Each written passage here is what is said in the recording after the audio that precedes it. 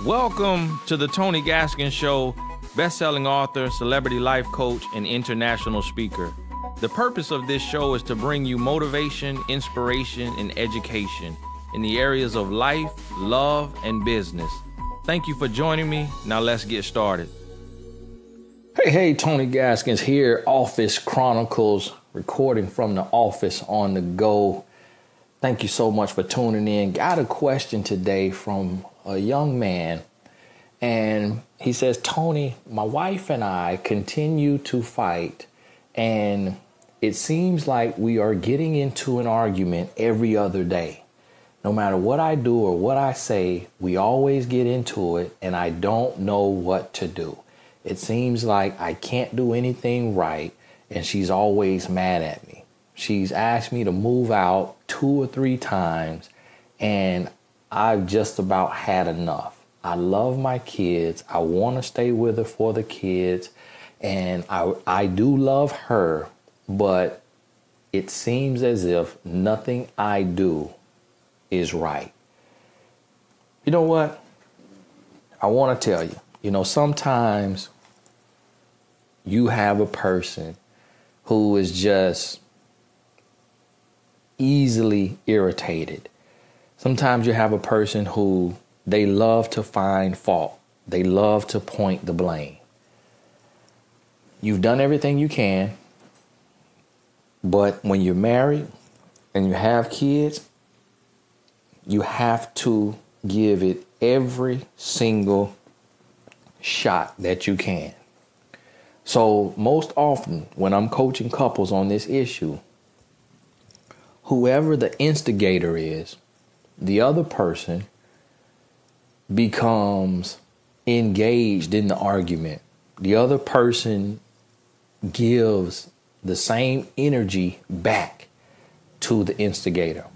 So you reciprocate this same negative energy, and you allow the instigator to pull you down to their level. You go down to their level and you operate at their level instead of flying above the immaturity and making them elevate to your level. So what you have to do here, and take this challenge, and I did this early on in my marriage. First 2 years, we were bickering and going back and forth. And then I made a decision. And I said to myself, if it's not worth breaking up over, it's not worth arguing over. So I started to sidestep power struggles and ignore arguments. And then I would reinforce it. I would redirect it to something else and then reinforce that behavior. So instead of me getting upset over little stuff that would normally upset me, I say, you know what?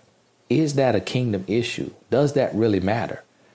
And the answer was typically no. So if it doesn't really matter, then why get upset over it and want to argue and fuss and fight about it? So I started to ignore the small stuff that was insignificant or irrelevant to the big picture. And that eliminated so many arguments.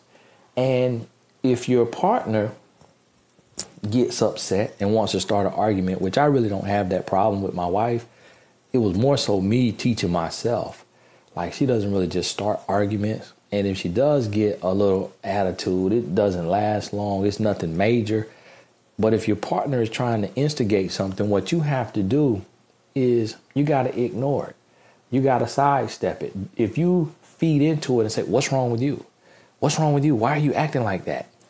What did I do now? Why do you always have to get angry about petty stuff? Like, what did I do now? Tell me, what did I do? Now you're feeding into it. You're feeding right into it. And by feeding into it, you are reinforcing it. And that is a maladaptive behavior that your partner is exhibiting. And by you feeding into it, you reinforce it. And so now that behavior will be repeated. So anytime she or he, this could be flipped the other way, but I'm talking to a man right now. Anytime she is trying to instigate something, she's trying to start a fight, if you give into it, she's going to see, okay, this is how I get attention. This gets him ruffled. It ruffles his feathers. He gets kind of intense, and I get to see he cares. So she's twisted in her mind thinking that if you get angry, if you get loud, if you get aggressive, that means you care. Because that's what she's used to. She's used to toxic relationships. She grew up seeing that, and then now she's living it with you. So what you have to do is when you ignore that, she's going to get tired of sitting there pouting, and she's going to say, you know what, I'm not getting any attention. And then you ignore it and you go on to the next conversation. Hey, you want something to eat? Or, hey, you want a piece of this cake? Or, oh, today, man, let me tell you what happened today. Or, hey, so how was your day? And so you just totally ignore the little petty nonsense attitude and you move on to the next thing. And then when she may give you a silent treatment, still don't feed into it. Well, okay, hey, I'll be right back. Got to run and get something. Then boom, you come back and you go on to the next topic. Eventually, she's going to realize, okay, he sees that I'm trying to be quiet. He sees that I'm trying to be short. And I know I'm being petty, but this is how I normally get attention. He's not feeding into it. Let me just answer his question the right way. So you ask her another question. She answers you the right way. You reinforce that. You don't acknowledge, oh, you over your attitude now? Oh, now you can answer me? No, don't do that. Just keep going right along. Yeah, and so then he did this, and then he did that. And then and the next thing, what blew me was, this is what happened. So now you just continue to talk. You continue to talk and say, you remember when you told me such and such did this? What happened? Tell me again what happened. So now you just go right on with the conversation and you just flipped everything. So now she's like, he's really engaged. Like he's really having this good conversation. Like he is laughing. He's talking.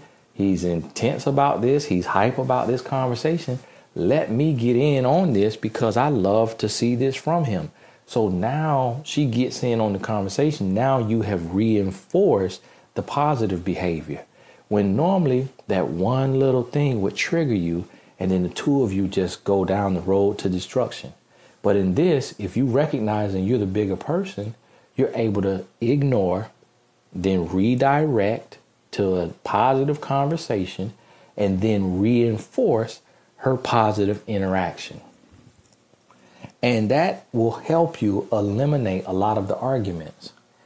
On the other hand, just be the bigger person. If it's not that, if it's something that you did do, something that she has a valid point, instead of getting defensive like you normally do and say, why are you attacking me? Why are you questioning me? Why are you making a big deal? If you know it's a legitimate thing and she's really upset, say, you know what? You're right. I'm sorry. You're right. I'm sorry. I apologize. I did it that way. I shouldn't have done that. I didn't really understand why I did that, but I was being immature. I apologize. I promise you I'm going to fix that. I'm going to work on that and I'm going to make it right. And so now you take and you make it right.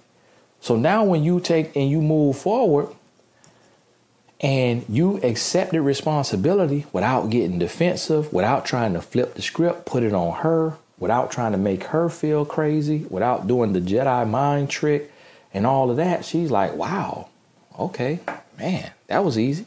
And then she sees that you actually do the work. She's going to be blown. She's going to be blown away. And so this is what you have to realize. You have to think about this. You got to be able to sidestep the power struggle. You got to take ownership. And the last thing I want you to do is lead with love. So speak her love language. What is it? Is it quality time? Is it physical touch? Is it words of affirmation, which mean, telling her she's beautiful, telling her she's sexy, telling her she's smart, telling her you love her so much? Is it words of affirmation? Is it gifts? Doesn't have to be a Louis Vuitton bag, $1,200. Doesn't have to be that. Get her something from Target. It's the thought that counts. It might be something small like a body scrub that costs you $6, but it's still a new gift. Put it in a little gift bag, one gift a week. It might be under $10. It's the thought. And then if you get some money, got some extra money, you might splurge a little bit. But speak her love languages. Lead with love. You get in the bed, massage her feet, rub her back, play in her hair. Lead with love. So instead of waiting to get your back rubbed, instead of waiting to get you some treatment, give her some treatment. And don't expect anything in return. Because if you've been a jerk, if you haven't been the best man that you could be, she might just receive the love for a couple of weeks and say, this feels good. I need this. I deserve this. And then eventually you're going to be able to see. So take 30 days to 40 days and lead with love. And then what's going to happen, you're going to see if she really loves you. Because if she loves you, this will help her heal. This will help her grow. And then she will reciprocate your efforts. And after a month, 2 months, if she still isn't reciprocating, if she still hasn't grown, if she still hasn't changed, now you know, okay, something's up here. And now you can look a little deeper into this situation. So I want you to think about this. I want you to work on it and be the bigger person. Sidestep the power struggles. Ignore the petty arguments. Lead in love, accept responsibility. Do this for 30 to 60 days and see what happens. Hey, this is Tony Gaskins. If you have a question for me, shoot it to inbox@TonyGaskins.com. Inbox@TonyGaskins.com. I'm no guru, but I figure since I'm getting thousands of questions, I might as well share my perspective on it. Won't always be the right thing, but it's just my opinion, no different than anybody else's. Take it with a grain of salt. God bless you. Thank you so much. We'll talk soon.